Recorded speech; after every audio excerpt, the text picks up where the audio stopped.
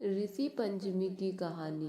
पौराणिक कथा के अनुसार एक बार सिताश्व नामक राजा ने ब्रह्मा जी से पूछा कि पितामह, सबसे श्रेष्ठ और तुरंत फल देने वाला व्रत कौन सा है। तब ब्रह्मा जी ने बताया कि सभी व्रतों में उत्तम और पापों का नाश करने वाला ऋषि पंचमी का व्रत है। उन्होंने आगे कहा कि हे राजन, विदर्भ देश में एक उतक नाम का सदाचारी ब्राह्मण रहता था।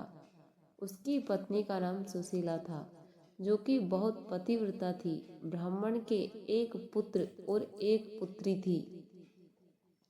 जब उसकी पुत्री विवाह के उपरांत विधवा हो गई तो दुखी ब्राह्मण और उसकी पत्नी सुशीला अपनी पुत्री के साथ ही गंगा के किनारे पर एक कुटिया बनाकर रहने लगे।